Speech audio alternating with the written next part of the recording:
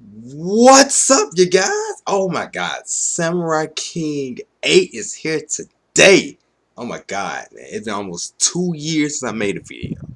Where your boy been? Just life. Working, school. Is it. That's all I gotta say. Alright. I know y'all don't give a shit about that. It's time now to talk about that One Piece Heart of Gold movie. I just watched this shit and I'm about to give y'all all my thoughts on this shit. Movie was good. It falls kind of like, to, in my opinion, the same problems that um, the other like One Piece movies and filler also have problems with, in my opinion. With the whole having like the crew get fucking captured and then to get saved and all that stuff. I don't like that because it makes them look weaker than they are, because I mean that doesn't necessarily happen that much in the main story. So I don't like that that's always the case in most of the filler and in the movies. But this movie here, man, I mean, in my honest opinion, it's probably like it should be top 5 One Piece movie, because that's like what, like 15 of them, almost 20 in total anyway, counting this. But and I mean, I'm not counting Gold yet because I haven't seen that yet. I know it's out already in Japan, but I haven't seen it yet. So uh, hopefully, oh yeah, that shit is coming to America too. I'm putting a link in the description down below. If there's the listings of where you can view that one at. But anyway, back to this movie though, man. And I wonder if it's gonna be dubbed. I don't know. I haven't really heard about anything about that though yet. But anyway, let's talk about the movie. So first things first, the story. Okay, so how does it tie in with film Gold? So it doesn't really, like the movie really is not necessary, which is like most anime movies. They're not necessarily like, they're not important to the story, because I mean it's filler like Dragon Ball Z movies. But it does tie in with the other movie because there's this treasure, and it's gonna be spoilers, by the way. But the movie been out for like almost like a week, so I mean y'all should have been watching by now anyway. Um, so yeah, the spoilers is there's this guy Tashiro, who is the main villain of Film Gold. He wants this guy called Mad Treasure to get this treasure called is it Pure Gold? Yeah, Pure Gold. And um, the main thing is, I think it just preserve your youth, which is also the word government is also after this for the so not the celestial, was it the celestial dragons? No, because they're going to marry Joe, so it's for the 5 elder stars. So yeah, um and them old bastards, they want to stay alive forever, because I mean they've run the fucking whole One Piece world. But besides that, I mean that's the whole point of that, because it's this little girl who's been captured by the world government, who she's from the previous island where the pure gold was made and stuff, and so she has all the information about the movie and all that stuff. So anyway, yeah, that's really like the whole point of the like the whole like kind of how it ties in with film gold. But the opening scene, we get to see my boy Rob Lucci. Oh my god, my boy was looking dope as fuck, man. I'm for real. There's another guy in CP0 there with that red mask and like the little like the horn like things. I think he was in Dressrosa 2 with them. So I don't know who he is. I don't know if he's like somebody we've seen before, or he was somebody that was in CP9, or if he's a new character. His voice didn't sound familiar. It didn't sound, and then his body didn't, the way he fought, he didn't like turn into something. Or and like he didn't talk to Rob Lucci. Like Rob Lucci didn't refer him to name, because I mean he would have been like Kazu or the Jozu, not the name. I forgot his name. I forgot the rest of the name. That wolf dude. I forgot his name from CP9. But I mean, I know we know most of those. A couple of those guys are in CP0. I don't know exactly who, because like I said, we don't know yet. But anyway, back to the film. It was nice seeing Rob Lucci. And excuse me, this guy Mad Treasure. Okay, he is the main villain. Let's talk about him. I like his ability. He basically is a chain I guess a paramecia. Yeah, I guess he is a paramecia. He in that category, I guess, because he not real low. I don't understand. That's not real low. So he's a chain paramecia. His ability is very. It's like he just can pull chains out of his body. He's kind of like Paulie from Water 7 with the rope. He basically like that, but he does a lot more than what Paulie did. I mean, it can make sense. I mean, because if Paulie wrapped himself in rope, it really makes sense. But he also had this ability where he captured the Straw Hats with the chains, and it looked like it heated up and tightened. So that I think it just tightened. I don't think it heated. I think it just turned red to show that was his ability. But that was pretty interesting to see his power. I like his power, and he also has a past with Nami, which was very cool too. And we also found out that Nami has a past with that purple hair chick from the movies coming up. She basically set Nami up to get captured by Mad Treasure, which is dope as fuck. Because remember, we saw the cover art with Nami and the purple chick, like they're arguing. And like we're like, what was going on with them? Like, why are they fighting in the cover? And it looks like now we know because they had a past. Because at first, when you see this purple haired chick in the flashback in the movie Heart of Gold, she looks like Nami's sister, and I forgot her name. But she looks just like her. And I thought, oh my damn, she didn't. I was like, she didn't go hunting with Nami for treasure. I'm like, who the fuck is this bitch? But no, it was just somebody who looked like her. So yeah. We know how the females in One Piece are. But anyway, so yeah, but that's pretty much that kind of sums up the story a little bit. I mean, so the main little chick who's helping Luffy and them get to this island is Olga, and that's pretty. She is very. I mean, she a little girl, but she's 200 years old, which is nuts. And she's a little girl. Well, it looks like a little girl. So she got kind of like the sugar shit going on from, Luffy. Not Luffy shit. Doflamingo, Dressrosa arc.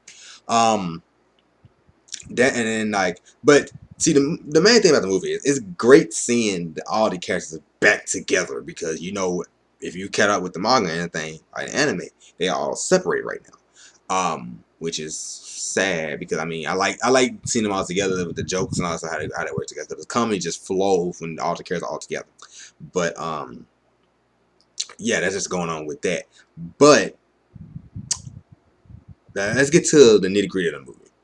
Am I finished the story? I'm not finished the story yet. I'm fucking up. Just see, I ain't did a YouTube video in so long. I'm fucking up. But anyway, yeah, let's go back to the story.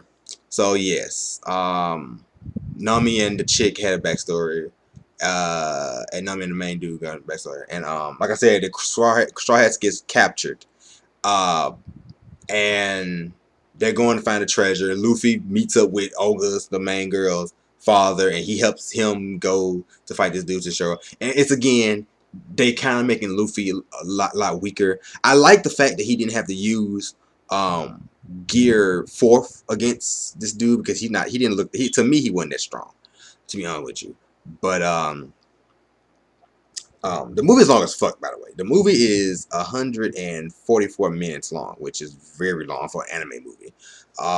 Did it need to be that long? Not really. Most of the movie is once the Straw Hats get captured, the main guy, Mad Treasure, he uses them to help find the treasure. Like Robin, Decode, like old. Well, I don't know the old writing. I don't know if it's a poneglyph like writing. I don't even know what that language is called. But I don't know if it's that. I think it's just old school writing from 200 years ago. So I guess she's the only one that could read that. Nami, she helps unlock the opening to get to the pure gold. Usopp shoots a target that opens up a bridge to get to the treasure, and Chopper fought a dinosaur. Which my thing is, okay, Chopper shouldn't have fought that dinosaur. Chopper should try to talk to that dinosaur. I understand why he did that, why he fought him. And Brooke played a piano that opened up, like I said, the treasure to get there, and that was pretty interesting how he was using them like that to basically using everybody's special ability to while they're in the crew to Mad Treasure to his advantage, and seeing how good Luffy's crew is and why they're so renowned as being like in the new world as one of the top crews, and why the government is such after them motherfuckers. But anyway, Once they get to the treasure, Luffy meets up with everybody and they fight. Now Zoro and Sanji, they were on fodder patrol, and Frankie somewhat too. They all on fodder patrol. Um, the second and third command of Mad Treasure's ship. It was a chick who shoot bow and arrows, then they explode.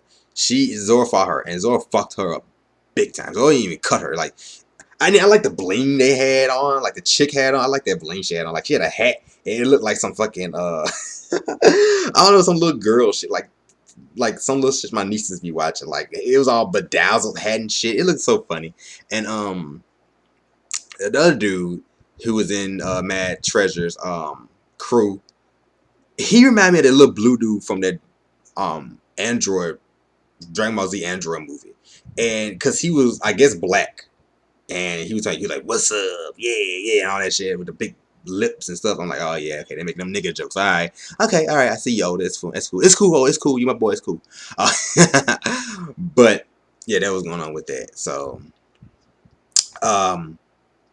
Sanji had a problem with old boy. It was a lot of little sprinkled jokes from like the past that was in the movie, which I like that too, like kind of Easter eggs kind of thing. Well, not Easter eggs, that's wrong. Just like little jokes that if you've been a One Piece fan forever, you know, like Sanji fighting the dude who I was talking about was black, I guess. He has a camouflage ability, and Sanji was like, he said, "How do you know where I was gonna be? Because I'm camouflage." And Sanji was like, "I've studied how the ways of being an invisible man, and I know, like, this is my boyhood dream." And the guy was like, "Oh, I'm dreaming about stuff like that." And Sanji, like, basically saying he wanted to get his abilities to peek on in women's baths, which I was thinking, I was like, no, I went with Oda give Sanji that devil fruit ability. But I'm like, no, Sanji don't need the devil fruit ability. No, he be peeking on Nami, and no, he don't need that shit. And like I said, Zoro fought the other chick who wasn't that strong. But the other little joke about in there was when Frankie showed up to save everybody, because they was in this beast's stomach, and stomach had the acid in it, and he was about to just kill everybody. And he showed up, which my thing was, okay, when he showed up, he popped out of the sea of stomach acid, and it shot up, and it was falling. I'm like, okay, shit, wouldn't it kill everybody? But anyway, yeah, Frankie did that, and once he got everybody, he showed up in the Frankie Shogun, and like all the guys went crazy, like, yeah, oh, it's a robot, it's a robot. Then like Olga, Nami, Robin just looking like, oh yeah, it's a robot, okay. You know, like, because the boys, like, if you remember from Punk Hazard arc, the guys loved robots, but all the girls were like, oh, it's a robot. What's so great about that? It was so funny about that. But yeah. So like I said, but let's talk about the animation. Animation was great. I loved it. The fighting was nice. The art, mwah, it was amazing looking. The story was kind of lacking, but overall, it was a really good movie. I really enjoyed watching it. And like I said, the final fights, Zoro's and Sanji fights, wasn't really all that. I did like how they kind of went out of order. Like Zoro had his fight first. Well, it was kind of cool how they did. Like they had Luffy and the main Mad Treasure fighting. Then they had Zoro, and they cut to Zoro and Sanji fighting their opponents. Then like Zoro actually won first.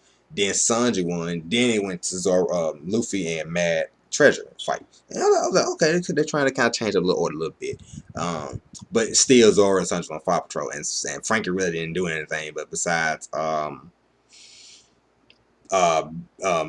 cold the ship with metal is all he really did. So yeah. But overall, the movie, I would give it maybe like a 3.5 out of 5, because it was pretty cool. But like I said, it was really lacking a lot of things. The final fight between Luffy and the other guy, Mad Treasure, was alright. Like, Mad Treasure is the main villain. Like, I don't know. He was like mad at me. He was like just like the guy from the filler, the Silvermine dude. So I mean, he was kind of like a one-trick pony who Luffy really should have no problem with. Luffy should have whooped his ass the first time they fought, in my opinion. Because the first fight was nice, but that second fight, that last fight was kind of in. But yeah, there's that. But yeah, so like I said, guys, I'm back now. I'm gonna be doing videos again. They may come out at some odd times because I'm working on Thursday, so when the chapters come out, but I'm gonna slowly try to get back into everything. Yeah, but yeah, this is my review about this movie, and I should have turned that off. But I'm not editing shit out. You know, guys, I don't like to edit. So yeah, so see you guys next time for the next review. Samurai King 8 is out, and I'll see you guys Thursday, Friday when the chapters come.